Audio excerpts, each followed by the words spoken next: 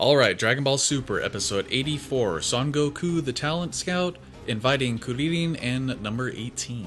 In other words, Sukautaman Son Goku, Kuririn to Juhachigo Oizanao. First off, Krillin is a real badass in this episode. As we saw from the episode preview from last episode, we knew that he was going to do some cool stuff, and he really showed off his talent in this episode. I do think it's interesting, however, that his training has been upstairs in his house with weights and such. I just wish there would have been like a Bowflex machine or something. That would have been hilarious. But yeah, this episode kind of, I don't know, it kind of dragged a little bit other than some of the fight sequences. There was a lot of kind of just standing around saying, oh, this is the same rules as the tournament before we fight? Okay, let's stand here for another 10 minutes. Now, understand there's a difference between standing there getting ready to fight and then standing there in position, you know, kind of squaring off. I don't mind the squaring off stuff because it adds a little bit of tension, but if they're just standing where blabbing around, you know, recycling information that we already know, it's just kind of makes it drag on a little bit. And I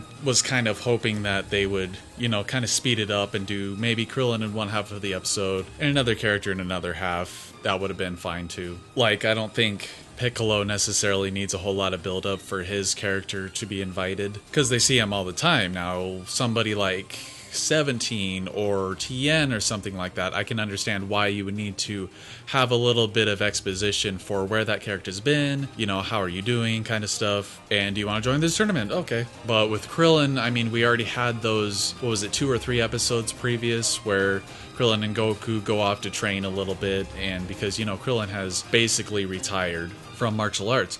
And this kind of brings me to, okay, so yeah, Krillin has been training, and it's been at least 9 months because Bulma was pregnant and then gave birth. So it's been at least 9 months since then. So he has become understandably stronger. Now, I do have a feeling that a lot of people are going to say, oh, Krillin is as strong as like base Goku or base like Gohan.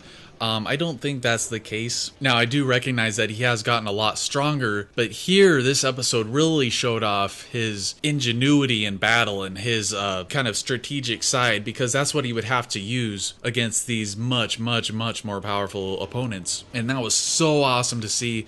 How he was throwing like all those Kianzans at Goku, and Goku was like starting to have a little bit of trouble dodging them, and then he cut that little circle in the floor, you know, just to kind of ring Goku out, and then using his new technique, which I actually was kind of disappointed in, because the next episode preview says, oh, Krillin has this awesome new technique. What is it? Oh, it's just the solar flare times 100. It's just a more extreme solar flare, aka Taioken. So I was a little disappointed in that they didn't like create a new move. They just kind of expanded upon another, kind of like Tien with the tri-beam back in the Cell arc.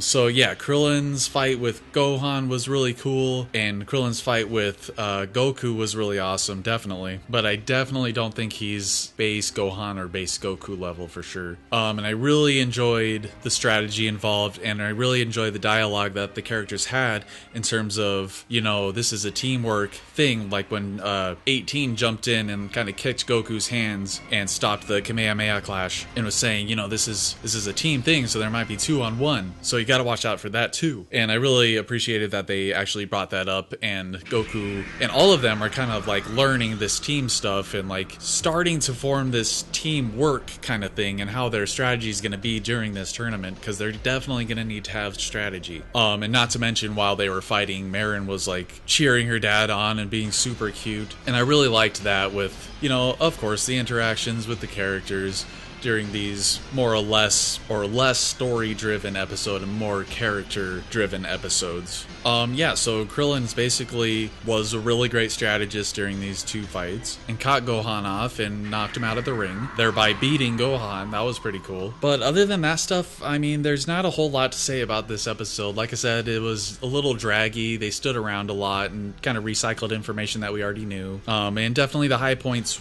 were Krillin using all those Kienzans against Goku and then, you know, cutting the hole in the floor. And that was awesome. But other than that, I mean, I don't have a whole lot left to say. I guess next episode they're going to be going after number 17, and we're going to see the Pride Troopers, which is going to be really cool. So it looks like they're going to split the episode in half, with half the episode being 17, which, if they're going to do a full episode for one character, it probably should be 17, since they've already had 2 for Krillin not too long ago. Even though I did mostly enjoy the episode, it was nice to see a lot of the stuff. I think it was more of a middle of the road episode, to be honest. The second half of next week's episode is going to be the Pride Troopers, which is going to be cool and interesting to see. But that wraps up episode 84. We will see you next week in episode 85. Don't forget to subscribe so you can catch all the reviews. And of course, I am planning some other discussion videos and such not too far from now. And if you like Samurai Jack, I've got a couple videos planned in the future with that as well. Thanks for watching, and we'll see you later.